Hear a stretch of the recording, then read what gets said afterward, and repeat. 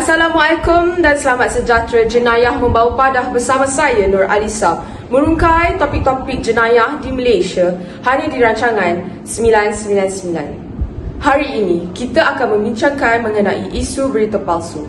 Hari demi hari dunia semakin berkembang pesat dan maju, terutamanya dari segi digitalisasi. Masyarakat pada zaman kini dapat dilihat mempunyai kebergantungan hidup yang tinggi terhadap dunia digital dan juga media. Kepesatan dunia digital juga biasanya dilihat sebagai satu kelebihan. Namun begitu, masih terdapat sisi gelap dunia digital, antaranya penyebaran berita palsu yang semakin berluasa seiring dengan perkembangan dunia kini. Bersama kita pada hari ini adalah pakar penjenayah Tuan Inspektor Azib. Selamat datang dan terima kasih kerana bersama kami, Tuan. Jadi Tuan, tanpa membuang masa, Tuan berikan sedikit gambaran apa itu berita palsu. Terima kasih Cik Alisa. Pertama sekali saya ingin mengucapkan ribuan terima kasih kerana sudi menjemput saya bagi berkongsi idea dan pendapat mengenai isu penyebaran berita palsu ini. Jadi, mengikut konteks jenayah, berita palsu adalah sejenis propaganda yang terdiri daripada penyebaran maklumat yang salah atau olok-olok secara sengaja melalui media, sama ada akhbar tradisional, media penyiaran maupun media sosial melalui dalam talian. Berita palsu sebenarnya lebih mudah tersebar secara atas talian seperti dalam aplikasi media sosial Facebook, Twitter dan sebagainya. Berita palsu ini juga akan mendatangkan masalah kepada pihak yang menjadi mangsa tular seperti menanggung malu atau terdedah kepada bahaya dan ancaman.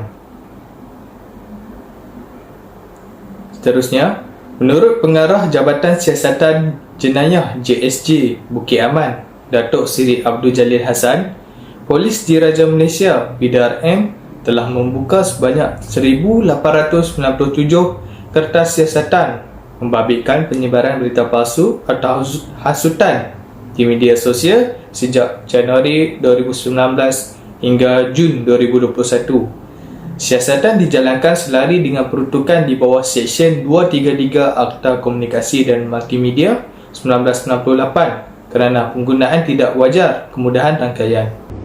Boleh Tuan nyatakan kes berita palsu yang baru saja berlaku di Malaysia? Saya pasti penonton-penonton juga tertanya berita palsu apa yang sedang hangat diperkatakan sekarang.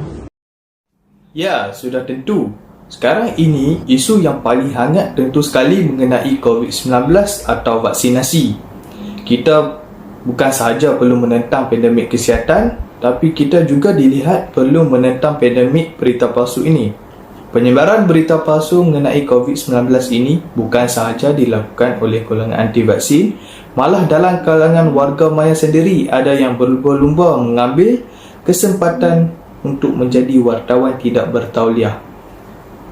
Penyebaran berita palsu ini sedikit sebanyak mempengaruhi sebilangan masyarakat untuk tidak mengambil vaksin.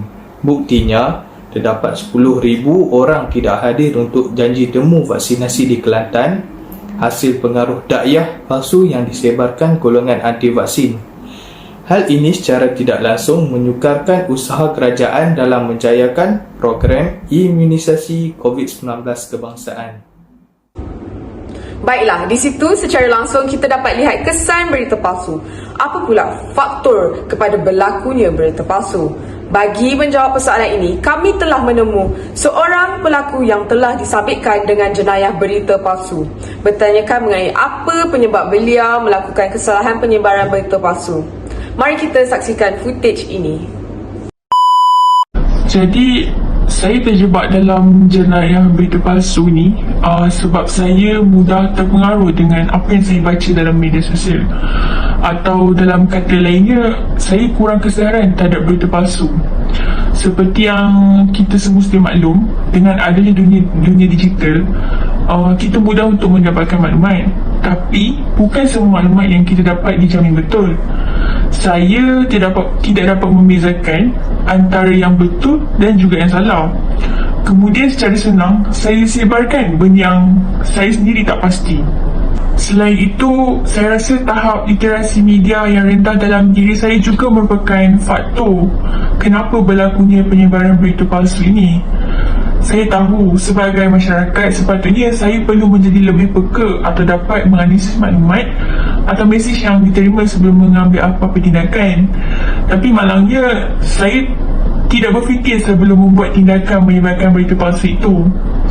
Masyarakat seperti saya juga tidak mampu menggunakan kematangan untuk menilai berita atau maklumat itu terlebih dahulu sebelum mereka menyebarkan berita itu secara sembrono di media sosial. Akhir sekali, saya rasa perkembangan media sosial yang semakin pesat juga merupakan faktor penyebaran berita palsu. Penggunaan media sosial ini sangat mudah sebenarnya. Ianya tidak mempunyai sempadan dan ia boleh dikongsikan kepada seluruh dunia tanpa dikenakan sebarang bayaran. Di media sosial juga, apabila kita menyebarkan sesuatu, perkara tersebut mudah tersebar dalam sekelip mata. Ini menunjukkan betapa pesatnya perkembangan media sosial, terutamanya dalam penyebaran sesuatu berita. Jadi, secara kesimpulannya lah, saya sangat menyesal dengan tindakan saya yang menyebarkan berita palsu secara melalui itu. Kerana jika saya tidak menyebarkan berita palsu, mungkin saya tidak berada di sini, dikenakan hukuman. Saya harap masyarakat di luar sana akan mempunyai kesedaran dan etika yang tinggi apabila menggunakan dunia digital dalam penyebaran maklumat. Itu saja daripada saya. Terima kasih. Itu dia pendapat dan pengakuan pelaku penyebaran berita palsu. Jadi Tuan, definisi sudah, faktor pun sudah. Jadi saya ingin bertanya Tuan mengenai cabaran pula. Apa cabaran terbesar Tuan dan pasukan Tuan dalam membentras penyebaran berita palsu ini? Terima kasih kepada saudari yang mengajukan persoalan tersebut. Banyak cabaran yang saya dan pasukan telah hadapi sama ada secara langsung atau secara tidak langsung. Namun hari ini saya hendak tekankan akan cabaran secara tidak langsung yang memberi cabaran terbesar kepada semua pihak. Cabaran pertama adalah kemunculan wartawan yang tidak bertauliah. Seperti yang kita tahu, dunia digital sangat berkembang pesat dan berita boleh disebar dalam beberapa saat. Terdapat segelintir masyarakat di luar sana yang ingin menjadi orang pertama menyebarkan berita. Menyebarkan berita itu tidak salah di sisi undang-undang. Namun apa yang salah adalah menyebarkan berita yang tidak pasti atau tidak sahih. Mereka tidak menyiasat terlebih dahulu dengan lebih mendalam sesuatu kejadian itu sebelum menyebarkannya di media sosial, sehingga menimbulkan pelbagai spekulasi yang berbeza di kalangan masyarakat digital. Seterusnya, cabaran yang kedua adalah kewujudan bahan bacaan digital tanpa sekatan. Pada era digital ini, semua maklumat dan bahan bacaan dapat diakses di internet. Malahan terdapat aplikasi yang menyediakan bahan bacaan yang boleh dimuat turun di Google Play Store. Namun begitu, lambakan bahan bacaan digital ini sama sahaja seperti maklumat dan mesej di media sosial, di mana kita tidak pasti tentang kesahihannya. Disebabkan lambakan bahan bacaan digital tanpa sekatan ini, ia memberikan cabaran kepada masyarakat digital untuk mengenal pasti bahan bacaan itu dihasilkan melalui kajian atau secara picisan. Lambakan artikel dan penulisan blog juga membuatkan banyak maklumat tidak dapat ditapis, sehinggakan banyak tersebarnya berita-berita yang meragukan masyarakat. Baiklah Tuan, jadi sekarang kita akan mendengar pendapat masyarakat mengenai kesan berita palsu. Bagi pendapat saya, kesan penyebaran berita palsu ianya dapat membahayakan keselamatan negara. Hal ini kerana dengan penyebaran maklumat palsu dan tidak benar ini boleh menyebabkan negara kita mudah diancam oleh negara luar. Negara-negara besar akan tahu bahawa sesebuah negara kecil ini mudah dipengaruhi dengan berita-berita palsu yang akan menggugat ketenteraman dan mencetuskan panik dalam negara. Kemudian, berita palsu juga dapat menimbulkan ketidaktenteraman dan mencetuskan kekeliruan dalam masyarakat. Kewujudan berita palsu ini boleh menimbulkan panik dalam kalangan kita. Contohnya, sewaktu penyebaran berita palsu mengenai perintah berkurung ataupun lockdown, ramai masyarakat mula membuat pemberian panik. Jadi, saya berpendapat bahawa berita palsu ini betul-betul memberi impak negatif kepada masyarakat secara keseluruhannya.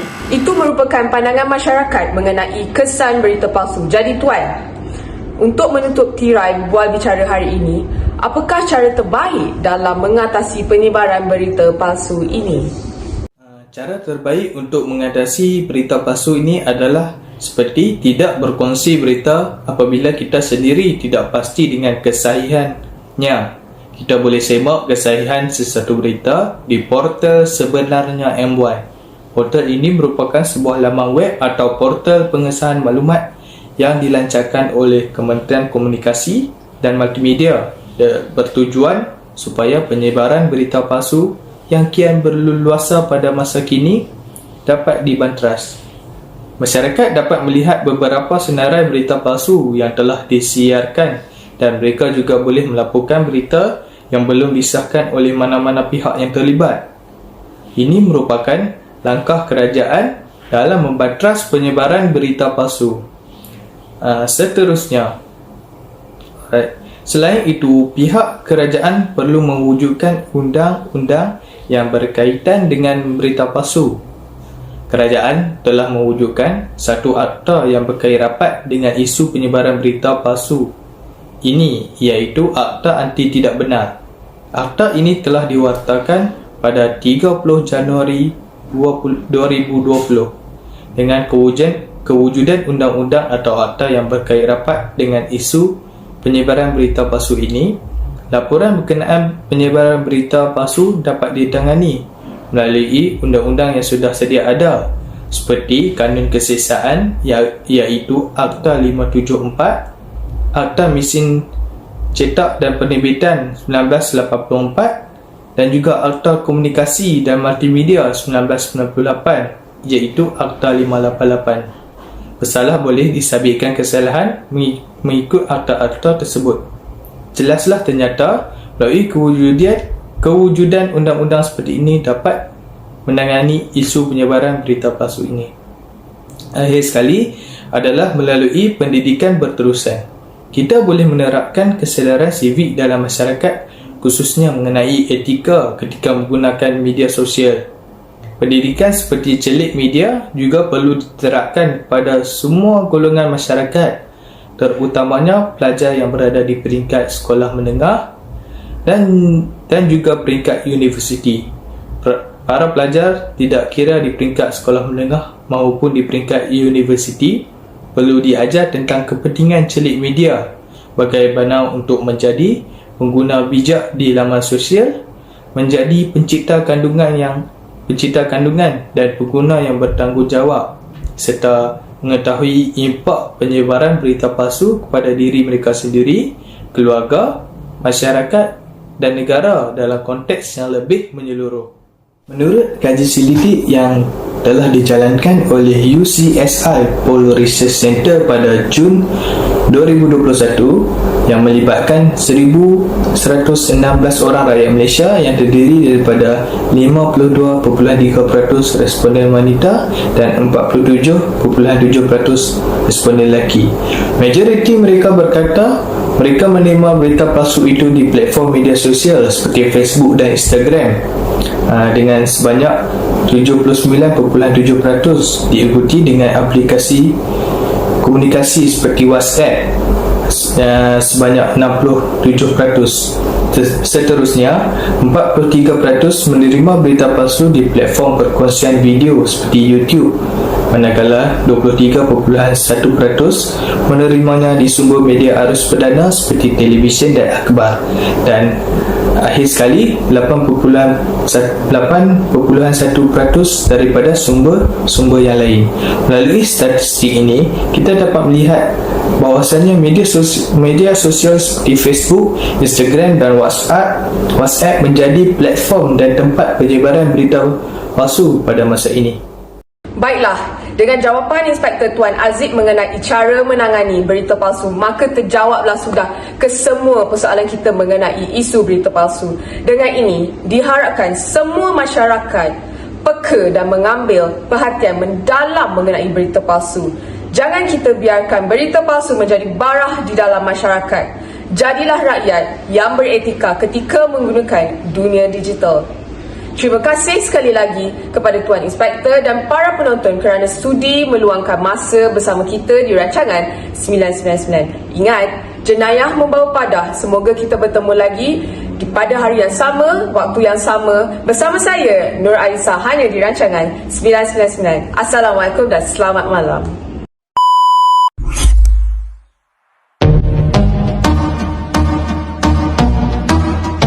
Allah